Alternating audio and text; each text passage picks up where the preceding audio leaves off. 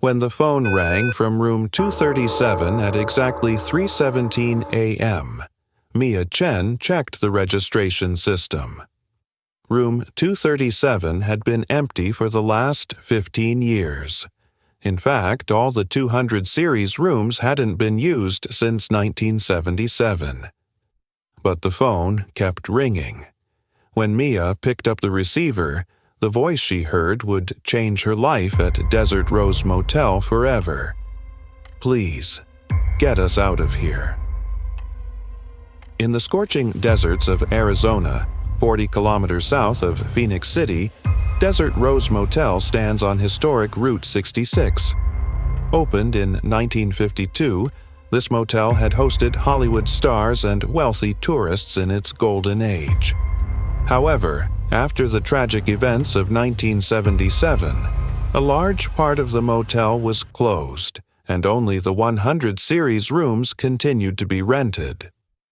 When 24-year-old Mia Chen, a young woman with a tourism degree from UCLA, started working as a night receptionist at this historic motel, she didn't yet know how alive the shadows of the past could be. Mia's first week at Desert Rose Motel would confront her not only with the challenges of night shift work, but also with the horror of the mass murder case that occurred 47 years ago and is still unsolved. The increasing phone calls every night, footsteps heard in the corridors, and most importantly, the voices coming from the closed 200 series rooms would bring Mia face to face with the truth of that horrifying night in 1977. Mia Chen was the daughter of a Chinese-American family born in California. After graduating from UCLA's Tourism and Hotel Management Department, she wanted to gain experience for large hotel chains. Her job at Desert Rose Motel was a temporary step to add historic hotel experience to her CV and save money. The motel owner, 67-year-old Frank Morrison, had set some rules when hiring Mia. Never go up to the 200 series rooms. If a call comes from those rooms, just say, "Wrong number," and hang up. Try to stay at the reception between 2 and 4 a.m. And most importantly, even if you see strange things, don't act with panic. Although Mia found these rules a bit odd, she attributed them to the old man Frank's superstitions. Desert Rose Motel was a relic of Route 66's golden age. The main building was in classic 50s architecture, filled with neon signs and retro decoration. The two-story motel had a total of 300 rooms. Rooms 1 to 99, active, rooms 100 to 199, under maintenance, and rooms 200 to 299, completely closed. Mia's first night shift started quietly. When she started work at 10 p.m., there were a total of 12 customers at the motel, mostly long-distance truck drivers and backpackers. As the night progressed, the motel became even quieter. At 11:45 p.m., the first strange call came to the reception phone. "I want to make a reservation. Is room 237 available?" Mia checked her computer. Room 237 was in the 200 series and completely closed. "Sorry, sir, that room is not currently available. I can recommend our rooms in the 100 series." "No, only 237. I always stay there." The line was cut. Mia attributed this call to Frank's warnings and made a note. On the night of October 13th at 1:30 a.m., while Mia was organizing papers in the lobby, she heard footsteps from upstairs.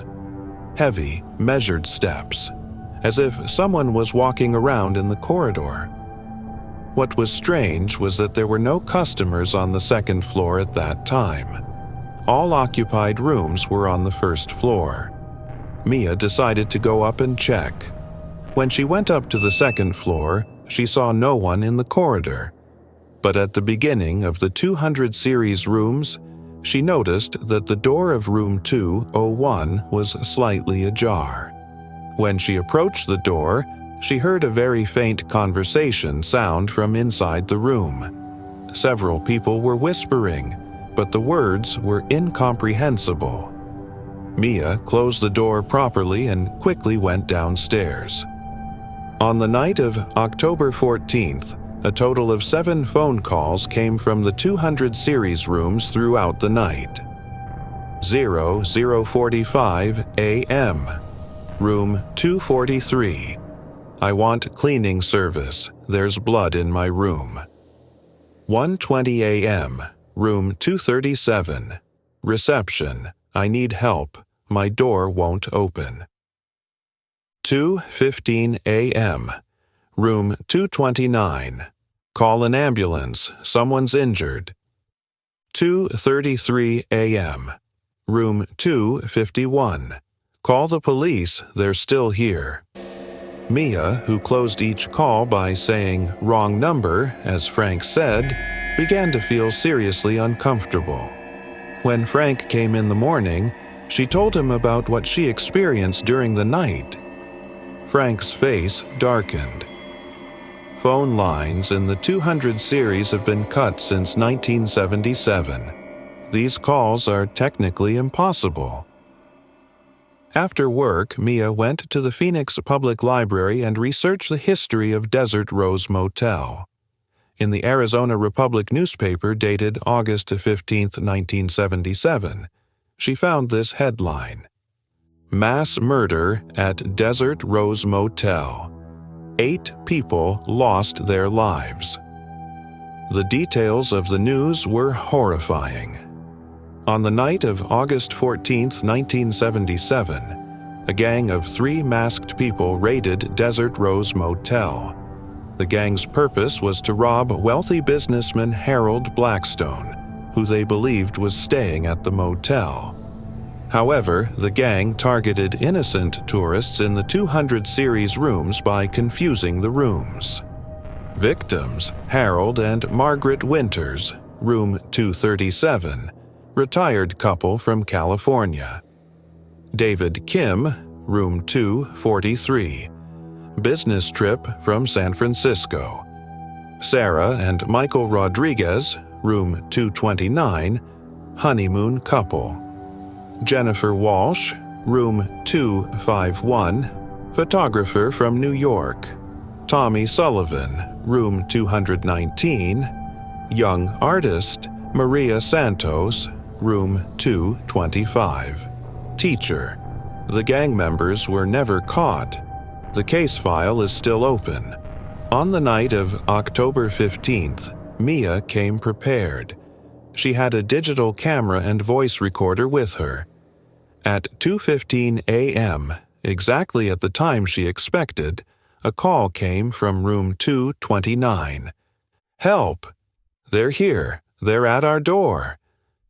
This time, Mia didn't hang up the phone. Who are you talking about? Masked men. They'll find us. Please call the police. How can I help you? What's your name? Sarah. Sarah Rodriguez. I'm in 229. Please. The line was cut. Mia was now more curious than scared. She went up to the second floor and went to the door of 229. When she listened to the door, sobbing sounds were coming from inside. Sarah? I'm Mia, the receptionist. I want to help you. The sobbing stopped. Then a very faint voice. Do you remember us? On the night of October 16th, Mia told Frank what she learned about the 1977 events. Frank remained silent for a long time, then confessed, I was here that night, Mia. I was working as a young receptionist. When the gang came, they tied me up and locked me up. I couldn't do anything. I couldn't prevent the death of those 8 innocent people. Frank's eyes filled with tears. "I've been carrying this burden for 47 years. They're still here because they couldn't find justice." That night, Mia decided to go up to the 200 series rooms. Frank gave her the keys and said, "Be careful." On the night of October 17th at 2 a.m., Mia went up to the 200 series rooms. She visited each room one by one. Room 237, Harold and Margaret Winters. When she entered the room, there was a very strong lavender perfume scent. Hollows had formed on the bed due to the weight of an invisible body. Mia spoke loudly. "Mr. and Mrs. Winters, I'm Mia. I want to talk to you." The temperature of the room suddenly dropped and a sound came from the wall. We couldn't stop them. Room 243, David Kim. In this room, business papers were standing on the table. They were invisible, but Mia felt the papers when she reached out. "David, I want to know your story." The pen moved on its own and wrote on a paper. "I was on a business trip. I never saw my family again." Room 229, Sarah and Michael Rodriguez. The atmosphere of the honeymoon suite was very emotional. An invisible picture frame on the wall fell. When Mia picked up the photo, she saw a young couple's wedding photo. Sarah's voice, "We just wanted to be happy." On the night of October 18th, after Mia talked to all the victims one by one, she asked them, "How can I help you? What is needed for you to find peace?" Harold Winters' voice from 237. "Tell our story. We don't want to be forgotten." David Kim from 243. "Our family didn't know what happened to us. Reach them." Sarah Rodriguez from 229. "Our bodies were found, but our souls remained here. Because of injustice." Jennifer Walsh from 251. "We witnessed that night, but no one knows what we saw." Mia asked, "If we can find the killers, will you find peace?" All together, yes. On the morning of October 19th, Frank brought old files to Mia. The statements he gave to police 47 years ago and the details he saw that night. There were 3 masked men. Their leader was someone with a large scar on his left hand. He had an Arizona accent. He was a local. The other 2 were young, maybe in their 20s. That night, Frank had seen the face of the gang leader when his mask fell off. But due to fear, he couldn't describe it to the police. He could only mention the scar. "Now, 47 years later, I know who that man was," Frank said. "Ray Henderson, local farm owner. The scar on his left hand was from a farm accident. He died in 1979, but his sons still live in Phoenix." Mia researched the Henderson family with her police detective friend Luis Martinez. Ray Henderson's sons, Rick, 70, and Tom, 67, Henderson, still lived in Arizona. When Luis examined the old files, he learned that the Henderson family was suspicious in 1977, but could not be prosecuted due to insufficient evidence. On October 20th, Luis and Mia visited Rick Henderson. Rick told them that before his father died, he confessed the murders he committed and told them where the bodies were. "Before my father died of cancer in 1979, he told me and my brother everything. That night at Desert Rose, we had only gone to rob, but things went wrong." According to what Rick Henderson told, Ray Henderson and his 2 sons had gone to Desert Rose to rob Harold Blackstone. But they confused the rooms and targeted the wrong rooms. In panic, they killed all the residents of the 200 series rooms so that no witnesses would remain. They had thrown the bodies into an old well 30 kilometers east of Henderson Farm in the desert. Rick said his father wanted to take this secret to the grave but lived with remorse. He had nightmares every night. He would say, "They're following me." On October 21st, Arizona police excavated at the location Rick Henderson described. The remains of 8 bodies were found in the old well, all belonging to victims killed at Desert Rose Motel in 1977. The bodies were sent to forensic medicine to be delivered to their families.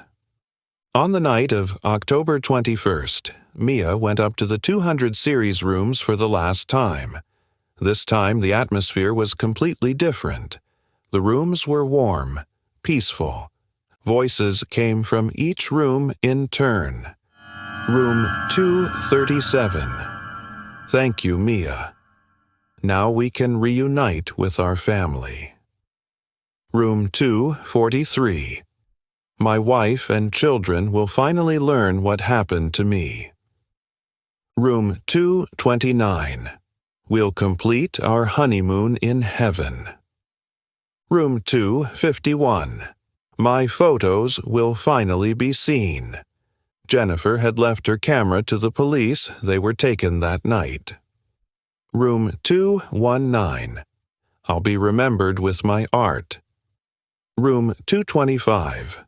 I'll reunite with my students. Mia said, I won't forget you. One last voice. You are our angel, Mia Chen. After the bodies were found, paranormal activities at Desert Rose Motel stopped. The 200 series rooms were renovated and reopened to customers. Frank Morrison sold the motel to a young business family, the Chen family, not related to Mia, coincidence, and retired. I got rid of my 47-year burden, Frank said. Mia continued her duty as the new general manager of Desert Rose Motel. The motel reopened with the slogan, Historic Jewel of Route 66. Winter's family. Harold and Margaret's children took their parents' bodies to the family cemetery in California. Kim family.